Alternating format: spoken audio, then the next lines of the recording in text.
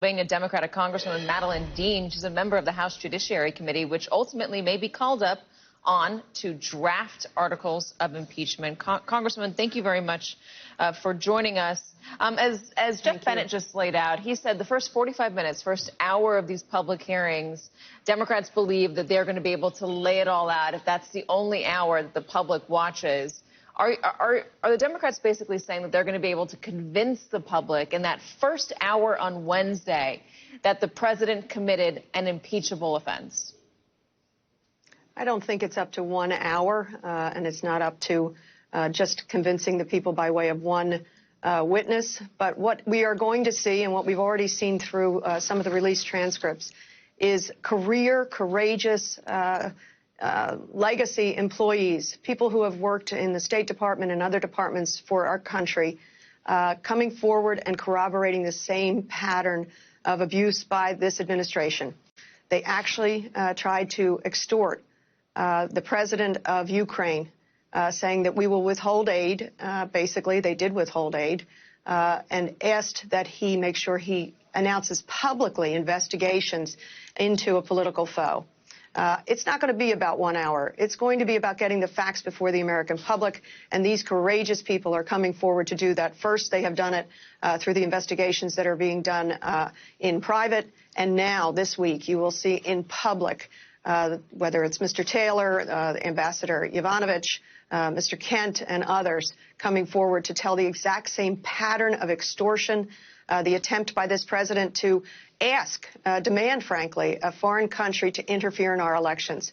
How sadly far we've come.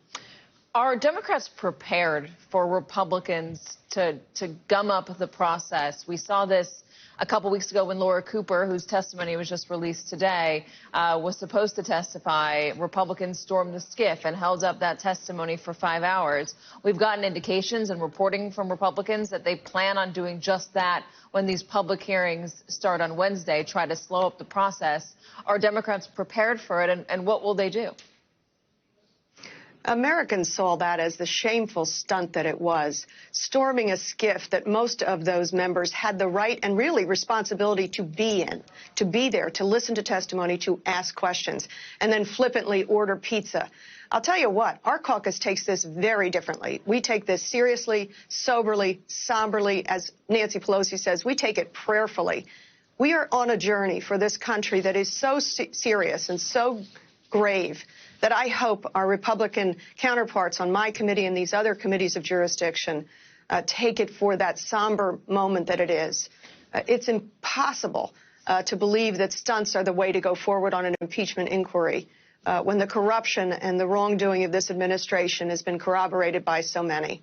So I call upon the Republicans to make sure that they take it with the same seriousness and talk about the facts, not nonsense. Well, let's talk about the facts and the public's reaction to the facts. How much do you need the public to get on the side of impeachment before voting on impeachment? Are articles of impeachment contingent upon poll numbers that show the American public is behind impeaching the president? Does it need to be overwhelming?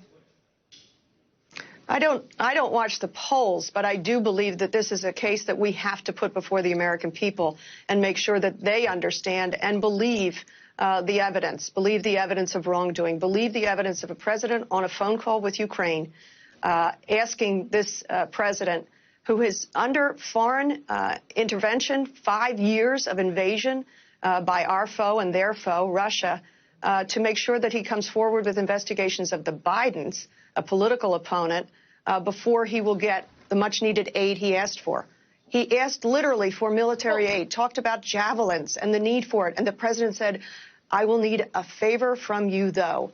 The American people have a right to hear the evidence, to know the evidence. Yes. And we need to put that before them before we come forward with articles of impeachment or the vote. Let me ask you this. I ask about poll numbers because right now it looks like if there is an impeachment vote, it's going to be down party lines. No Republicans have shown support for the impeachment inquiry, and it's, I think, a high a high bar for a Republican to decide to vote to impeach the president as of now.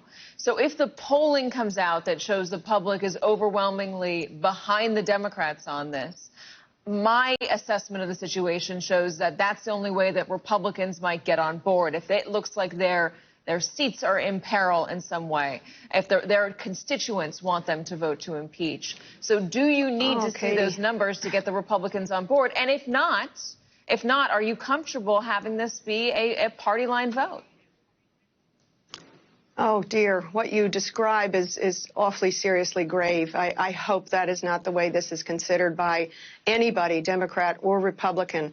Our founders put in the ability to impeach a sitting president only for the most serious violations of his oath of office. So I hope that the Republicans take their oath of office as seriously. I get when you say we are bound to a constitution. I get that, and I'm not trying to be disrespectful, but I do think we need to look at the landscape as it stands right now and what the Republicans have said and are willing to do to defend the president. So it seems like it is a very high bar for them. And my question is, are you comfortable making this a party line vote? Because that is where it looks at it like it is heading. I will not leap to that conclusion because we have not completed the investigation. We have not completed putting the information before the American public. I hope this does not come down to a party line vote. I hope it comes down to the right vote, a vote based on the evidence and upholding my oath of office to the Constitution and the president's oath of office to the Constitution. I pray it does not come down to so cynical a party line vote. And I've never been one to say that no Republican will ever vote for impeachment. We're not there yet. Let's get the evidence out before the American people in a public way. There are very good people on both sides of the aisle who have the ability to analyze the evidence, I hope, without consideration for the next primary. I hear what you're saying, but so many Republicans have said they refuse to read the transcripts. Look at Lindsey Graham as one of them. Congresswoman Madeline Dean, Congresswoman, thank you so much. We appreciate your time.